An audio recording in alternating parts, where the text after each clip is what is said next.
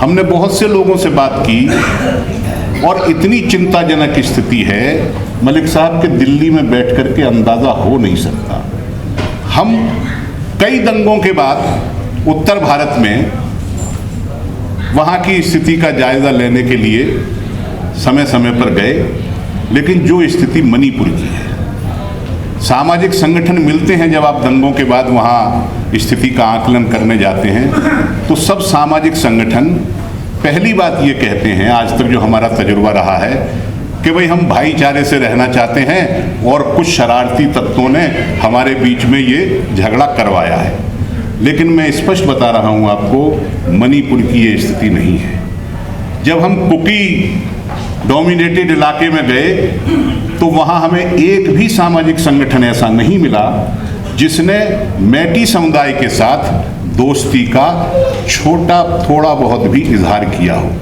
सब मैटीज पर कैसे कैसे आरोप लगा रहे थे जो मैं यहाँ विस्तार से बता नहीं सकता। और जब हम इम्फाल के इलाके में, जो मैटी प्रभुत्व वाला इलाका है, उस इलाके में गए तो जो कैंपों में लोग रह रहे थे, जो पीड़ित थे, वो तो जो कहेंगे वो बात समझ में आ सकती है, लेकिन वहाँ के सामाजिक संगठनों में भी एक भी सामाजिक संगठन ऐसा नहीं था जिन्होंने हमें मेमोरेंडम दिए, जिन्होंने कुकी समुदाय से कोई मित्रता की ख्वाहिश का इजहार किया हो। इतना वर्टिकल डिवीज़न मणिपुर के अंदर आज हो चुका है।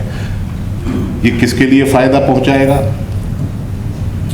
ये अचानक तो हो नहीं गया, इसके लिए कुछ ना कुछ प्लानिंग हुई होगी, कहीं ना कहीं इसकी रूपरेखा तैयार हुई होगी, और फिर ये रूपरेखा और ये प्लानिंग क्या मणिपुर तक ही सीमित है या पूरे देश के अंदर इस तरीके का डिवीज़न करने की आगे भी कुछ योजना है? उसके प्रति भी सतर्क रहने की बहुत ज़्यादा आवश्यकता है। तो मैं ये कहता हूँ कि जब तक हमारी एकता, सामाजिक एकता, हमारा सद्भाव मजबूत नहीं है, तब तक हम राष्ट्रीय सुरक्षा को सुनिश्चित करने का कोई योजना नहीं बना सकते पूर्ण रूप से। और आखिरी बात मैं ये कहना चाहता हूँ कि राष्ट्रीय सुरक्षा के लिए सबसे ज़रूरी ये भी है कि हमारा पड़ोसियों के साथ, जो हमारे देश पड़ोस में हैं, उनके साथ भी बेहतर संबंध होने चाहिए। हमारी बदकिस्मती है कि हमारे देश की सरकार का कुछ अंदाज़े ऐसा रहा है कि हम ना तो अंदर एकता कायम कर सकते हैं, ना पड़ोसी देशों के साथ दोस्ती कर सकते हैं। इसलिए इस सरकार के रहते हुए मैं साफ साफ कह रहा हूँ, मैं राजनीतिक कार्यकर्ता हूँ और मैं कोई बात गोलमोल करके कहना नहीं चाहता। इस सरकार के रहते हुए आप किसी भी ऐसी चीज़ का तसव्वुर नहीं कर सकते हैं जैसे राष्ट्रीय सुरक्षा है या सांप्रदायिक सद्भाव है या पड़ोसी देशों से हमारी अच्छी दोस्ती है। राष्ट्रीय सुरक्षा एक ऐसा विषय है जिसके ऊपर सभी को चिंता होना स्वाभाविक है। मैं ये कह सकता हूँ कि राष्ट्रीय सुरक्षा किसी सरकार का या किसी राजनीतिक दल का या किसी विशेष समूह का विषय नहीं है, बल्कि ये पूरी देश की चिंता का विषय है। ये आम सहमति का विषय होना चाहिए कि हमारी राष्ट्रीय सुरक्षा कैसे सुनिश्चित हो, कैसे मजबूत हो। और जो लोग राष्ट्रीय सुरक्षा के विषय को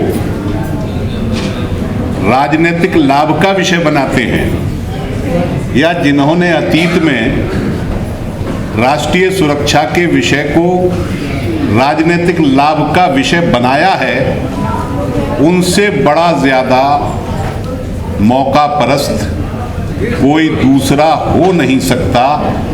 वो सीधी सीधी बेईमानी है, क्योंकि राष्ट्रीय सुरक्षा के प्रति जितना मैं चिंतित हूँ, इतना ही दानिश अली चिंतित हैं, इतना ही मलिक साहब चिंतित हैं, इतना ही हमारे एमपी साहब बैठे ये चिंतित हैं, आप सब लोग भी इतने ही चिंतित हैं, क्योंकि ये पूरे देश का विषय है। लेकिन पिछले चुनाव के मौके पर जिसकी चर्चा यहाँ हो रही है, जिस घटनाक्रम का, उसमें हम सब लोगों ने देखा था कि इस मुद्दे को एक राजनीतिक दल ने अपने लाभ के लिए इस तरीके से निचोड़ा, इस तरीके से उसका इस्तेमाल किया कि सारी मर्यादाएं लांघ दी। मैं समझता हूं कि इससे बड़ी बेईमानी कोई दूसरी हो नहीं सकती कि राष्ट्रीय एकता के विषय को अपने राजनीतिक लाभ का विषय बनाया जाए। दूसरी बात मैं ये कहना चाहता हूं कि राष्ट्रीय सुरक्षा के मजबूत होने के लिए या उसकी गारंटी करने के लिए सबसे पहले हमें ये निश्चित करना होगा, सुनिश्चित करना होगा कि हमारे देश के अंदर का जो माहौल है, यहाँ का जो सामंजस्य है, यहाँ का जो सद्भाव है, वो भी पूरे तरीके से मजबूत होना चाहिए। हम छिन्न भिन्न समाज को लेकर के राष्ट्रीय सुरक्षा को सुनिश्चित नहीं कर सकते। हम जब राजनीति में आए थे या छात्र जीवन में थे, और आज भी उस नारे को हम कभी कभी दोहराते हैं, हालांकि कम हो गया है वो नारा, अनेकता में एकता, देश की विशेषता। हमें बताया गया था, पढ़ाया गया था, समझाया गया था कि अनेकता में एकता जो है वो हमारे देश की शक्ति है, ये हमारे देश की खूबसूरती है। लेकिन आज उस अनेकता को किस तरीके से उन एकता को, अनेकताओं की एकता को किस तरीके से छिन्न भिन्न किया जा रहा है। अभी जॉन ब्रिटास बता रहे थे, वो मणिपुर गए थे। इत्तेफाक से मैं भी परसों जो विपक्षी दलों के इंडिया गठबंधन का प्रतिनिधिमंडल मणिपुर गया था, उसका मैं हिस्सा था। एक खौफ का माहौल पैदा किया जाए। इसमें एक सवाल आप पूछिए वहां की हुकूमत से कि जितने घर और झोपड़ियां बुलडोज की गई हैं, क्या वो मुसलमानों के अलावा और किसी की हैं? अगर ये बात सही है तो हुकूमत का निशाना, हुकूमत का इरादा साफ नजर आता है कि वो मुसलमानों को टारगेट कर रही है। एनक्रोचमेंट हटाने का ये तरीका और वो नहीं है। दूसरा ये कि अगर कोई शख्स क्रिमिनल साबित भी हो जाए तो क्या उसका घर गिरा दिया जाएगा? ये कौन सा कानून कहता है? तो इस पर तो मुल्क में बहस भी चल रही है कि क्रिमिनल अगर कोई साबित भी हो जाए, अभी तो जांच हो रही है कौन लोग थे, लेकिन साबित भी हो जाए तो क्या उसका घर बुलडोज कर दिया जाएगा? तो ये बिल्कुल बहुत ही गलत तरीके पर हमारे मुल्क को ले जाया जा रहा है, और गवर्नमेंट का ये एक्शन कम्युनली और पॉलिटिकली मोटिवेटेड है, और मुस्लिम्स को टारगेट करके ये बुलडोजिंग की गई। शफीक मदनी साहब, अभी आपने कहा, और हमेशा जब भी दंगे होते हैं ये कहा जाता है कि ये प्लांट वे में होगा, इसकी प्लानिंग हुई है बाज़ाब्ता। अभी आपने भी कहा कि दंगे देख कर लगता है कि प्लांट वे में होगा। उसी तरह जो हिंदू लोग प्रेस कॉन्फ्रेंस कर रहे हैं, उनके नेता जो बोल रहे हैं, वो लोग भी कह रहे हैं कि प्लांट वे में होगा। आप मुसलमान भी कहते हैं प्लानिंग से हुआ, हिंदू भी कहते हैं प्लानिंग से हुआ, तो प्लानिंग की किसने? वो लोग गिरफ्त में कब आएंगे? साहब, ये देखने की जिम्मेदारी तो प्रशासन की है, लेकिन हम जब देखते हैं तो पता चलता है ना, ये जो पूरी यात्रा तो मुसलमानों ने तो नहीं निकाली। ये यात्रा जो निकाली गई है वो जिन लोगों ने निकाली, लेकिन इसके साथ वो अनिष्ट तत्व जो है वो शामिल थे, और उन्होंने जो कुछ चाहा था वो हुआ है। तो असल में यह है कि देखना भी हमको पड़ेगा कि किन हालात में ये हुआ है। प्लानिंग जब हम कहते हैं तो वो मुसलमानों का तो इस तरह का प्लानिंग नहीं था। अगर ये यात्रा निकलती ही नहीं तो क्या मुसलमान कोई प्लानिंग करके कहीं जाकर हमला करने वाले थे? तो ये बात सीधी समझ में आती है कि ये कभी कभी प्लानिंग तो अलग तरह के भी होते हैं। हम तो गुजरात से हैं, वो 2002 के प्लानिंग सब हमको मालूम है कि क्या हुए हैं। इसलिए ये जो बात जब कही जाती है प्लानिंग की, तो इसके पीछे कोई चीज होती है। लेकिन कोई ये कह दे कि भाई ये तो देखना तो पड़ेगा ना कि ये हुआ किस तरह से, संजोग क्या थे, वो सारी चीजें भी देखनी पड़ेगी।